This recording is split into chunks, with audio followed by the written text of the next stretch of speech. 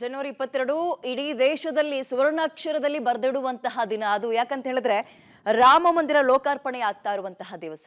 ಇಲ್ಲಿನ ಚಿಕ್ಕ ಪುಟ್ಟ ಕಲ್ಲಿನ ಶಿಲೆಯಿಂದ ಹಿಡಿದು ಇಡೀ ಅಯೋಧ್ಯೆ ಹೇಗಿದೆ ಅಂತ ತಿಳಿಸೋದಕ್ಕೆ ನಿಮ್ಮ ಪಬ್ಲಿಕ್ ಟಿವಿ ಅಯೋಧ್ಯೆಯಲ್ಲಿ ತಾಣವನ್ನು ಹೂಡಿದೆ.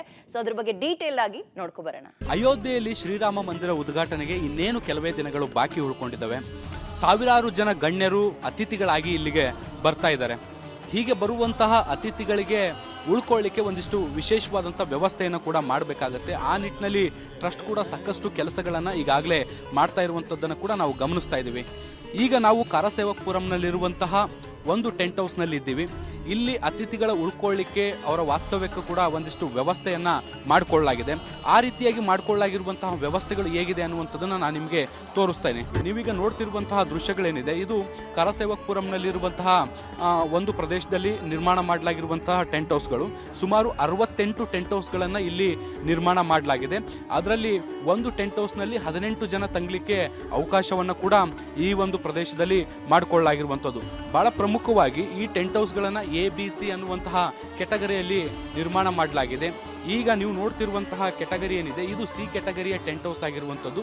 ಇಲ್ಲಿ ಒಂದು ಟೆಂಟ್ ಹೌಸ್ನಲ್ಲಿ 18 ಜನಕ್ಕೆ ವ್ಯವಸ್ಥೆಯನ್ನು ಮಾಡಿಕೊಳ್ಳಲಾಗಿದೆ. ಇನ್ನು B ಮತ್ತು C ವಿಚಾರಕ್ಕೆ ಬಂದಂಥ ಸಂದರ್ಭದಲ್ಲಿ ಒಂದು ಟೆಂಟ್ ಹೌಸ್ನಲ್ಲಿ ಸುಮಾರು 3 ಜನ ಇರಲಿಕ್ಕೆ ವ್ಯವಸ್ಥೆಯನ್ನು ಮಾಡಿಕೊಡಲಾಗಿದೆ. ಈ ಟೆಂಟ್ ಹೌಸ್ನ ಒಳಗಡೆ ಏನೆಲ್ಲ ವ್ಯವಸ್ಥೆಗಳಿದಾವೆ ಅನ್ನುವಂಥದ್ದನ್ನು ಕೂಡ ನಾನು ಒಂದೊಂದಾಗಿ ತೋರಿಸ್ತಾ ಹೋಗ್ತೀನಿ. ಸಾಕಷ್ಟು ವ್ಯವಸ್ಥೆಯನ್ನು ಈ ಭಾಗದಲ್ಲಿ ಮಾಡಲಾಗಿದೆ. ನಾನು ಒಂದು ಟೆಂಟ್ ಹೌಸ್ನ ಒಳಗಡೆ ಹೋಗ್ತೀನಿ.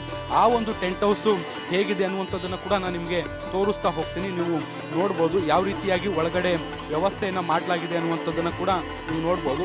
ನಾನು ಒಳಗಡೆ ಕರ್ಕೊಂಡು ಹೋಗುವಂಥ ಪ್ರಯತ್ನವನ್ನು ಕೂಡ ಮಾಡ್ತೀನಿ. ನಾವೀಗ ಒಳಗಡೆ ಪ್ರವೇಶ ಮಾಡ್ತಿದ್ದೀವಿ. ನೀವು ನೋಡ್ಬೋದು ಯಾವ ರೀತಿಯಾದಂಥ ಬೆಡ್ಗಳ ವ್ಯವಸ್ಥೆಯನ್ನು ಈ ಒಂದು ಪ್ರದೇಶದಲ್ಲಿ ಮಾಡಲಾಗಿದೆ ಅನ್ನುವಂಥದ್ದನ್ನು ನೋಡ್ಬೋದು. ಸುಮಾರು 18 ಬೆಡ್ಗಳನ್ನು ಇಲ್ಲಿ ಹಾಕುವಂಥ ಕೆಲಸವನ್ನು ಮಾಡಲಾಗಿದೆ.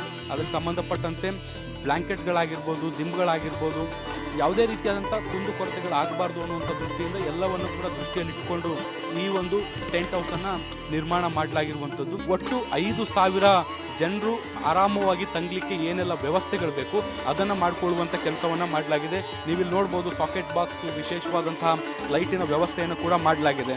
ಮೊಬೈಲ್ಗಳನ್ನ ಚಾರ್ಜ್ ಮಾಡ್ಕೊಳ್ಳೋದಾಗಿರ್ಬೋದು ಅಥವಾ ಯಾವುದೇ ಎಲೆಕ್ಟ್ರಾನಿಕ್ ಗ್ಯಾಜೆಟ್ಗಳಿದ್ರೆ ಅದನ್ನು ಚಾರ್ಜ್ ಮಾಡ್ಕೊಳ್ಳೋಕ್ಕಾಗಿರ್ಬೋದು. ಮತ್ತು ಬೆಳಕಿನ ವ್ಯವಸ್ಥೆಗೂ ಕೂಡ ವಿಶೇಷವಾದಂಥ ಆದ್ಯತೆಯನ್ನು ಕೊಟ್ಟು ಅಲ್ಲಲ್ಲಿ ಲೈಟಿಂಗ್ ವ್ಯವಸ್ಥೆಗಳನ್ನು ಕೂಡ ಮಾಡಿಕೊಂಡಿರುವಂಥದ್ದನ್ನು ಕೂಡ ನಾವು ಗಮನಿಸ್ತಿದ್ದೀವಿ. ಸಾಕಷ್ಟು ಅಚ್ಚುಕಟ್ಟಾಗಿ ಈ ಒಂದು ಕೆಲಸಗಳನ್ನು ಮಾಡುವಂಥ ಪ್ರಯತ್ನವನ್ನು ಟ್ರಸ್ಟ್ ಕಡೆಯಿಂದ ಮಾಡಲಾಗಿರುವಂಥದ್ದು. 19ನೇ ತಾರೀಕಿಂದ 22ನೇ ತಾರೀಕುವರೆಗೂ ಕೂಡ ಇಲ್ಲಿ ಅತಿಥಿಗಳು ತಂಗಲಿಕ್ಕೆ ಏನೆಲ್ಲ ವ್ಯವಸ್ಥೆಗಳು ಬೇಕು ಆ ಎಲ್ಲ ವ್ಯವಸ್ಥೆಗಳನ್ನು ಈ ಒಂದು ಟೆಂಟ್ ಹೌಸ್ನಲ್ಲಿ ಮಾಡಿ ಕೊಡಲಾಗಿರುವಂಥದ್ದು. ಸಾಕಷ್ಟು ಕೆಲಸಗಳು ಇನ್ನೂ ಕೂಡ